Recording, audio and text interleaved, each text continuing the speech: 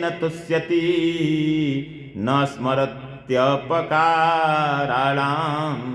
सतमप्यात्मवृत्तया। किसी ने थोड़ी सी भी सेवा किया तो राम जी उसे भूलते नहीं। अपकार को भूल जाते हैं लेकिन उसके उपकार को कभी नहीं भूलते। एक एक का सम्मान किया। केवट नहीं दिखा तो महाराजा गुह को कहते हैं कि जाओ, यह प्रसाद जो है ना वो उसी केवट को दे देना जिसने हमको नदी पार कराया था। रामायण में लिखा हुआ है श्री राम श्री सीता जी के साथ सुवर्ण सिंहासन पर विराजमान होते हैं। उनके राम राज्य में प्रजा बहुत ही सुखी थी। आज जो राम के राज्य की कल्पना करते हैं ऐसे नहीं था। उस राम राज्य की विशेषता क्या थी? मृत्यु पश्चात निच्च कामान याति रामे राजन्य दीक्षते। राम राज्य की विशेषता क्या थी कि जिसकी मरने की इच्छा होती थी वही मरता था। अच्छा, कितना अच्छा हो जाए अगर आज हो जाए राम राज्य, तो है ना। जिसकी इच्छा होगी वही मरेगा, जिसकी नहीं होगी वो नहीं मरेगा। आजकल बफे सिस्टम चलता है ना भोजन में, जितना भोजन करना हो प्लेट में उठाओ। कुछ लोग बड़े होशियार होते हैं, ढेर सारा उठा लेते हैं। अब एक तो अपने भी उठे हुए हैं दूसरे जो है भोजन भी उठा लेते हैं, तो उसमें फिर कौन किसको उठा रहा है। अब बेचारे परेशान हो जाते हैं, खा नहीं पाते हैं, ग्रहण नहीं कर पाते हैं, एक दूसरे में सब मिल जाते हैं। न किसी को ललक है खिलाने की और न किसी को खाने की। न खाने का तरीका सही न खिलाने का तरीका सही। उसको बफे सिस्टम कहते हैं, और गांव की भाषा में उसको बफेलो सिस्टम कहते हैं आजकल होता है ना धीरे धीरे। और अब धीरे धीरे बदल रहा है। जो आनंद 4 बार पूछ ले खाया कि नहीं खाया, ये ले तब जाकर के खिलाने में बड़ा आनंद आता है। याद रखना, पेट खाने से ज्यादा खिलाने से भरता है। खिलाने से जो आत्म तृप्ति होती है उसका आनंद ही कुछ और है। तुलसीदास जी महाराज ने रामचरितमानस में बड़ा ही सुंदर वर्णन किया है राम राज्य का। क्या?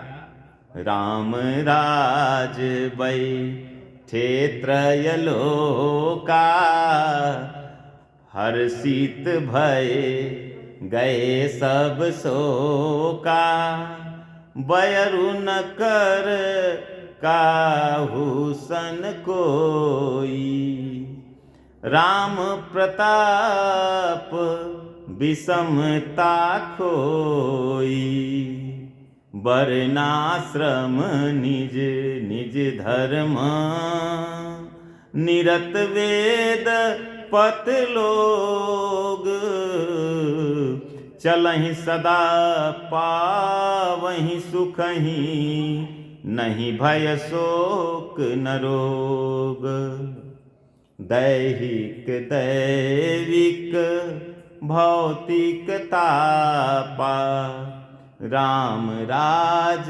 नहीं काहू ही व्यापा सब नर कराही परस्पर प्रीति चलहि स्वधर्म निरत सुति नीति अल्प मृत्यु नहीं कवन्यु पीरा सब सुंदर सब बिरुज शरीरा नहीं दरिद्र को दुखी न दीना नहीं को अबुध न लक्षण हीना राम राज कर सुख संपदा बरनि न सकई फनीस शारदा एक नारी व्रत रत सब झारी ते मन बच क्रम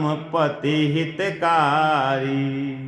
अयोध्या की प्रजा बहुत ही भाग्यशाली, बहुत ही सुखी। राम राज्य में कोई मूर्ख नहीं, सब ज्ञानी है। वहाँ कोई भिखारी है ये नहीं है।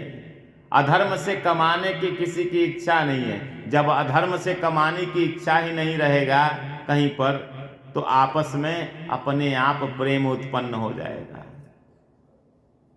दैहिक दैविक भौतिक तापा, किसी प्रकार का ताप नहीं, कोई बीमार नहीं,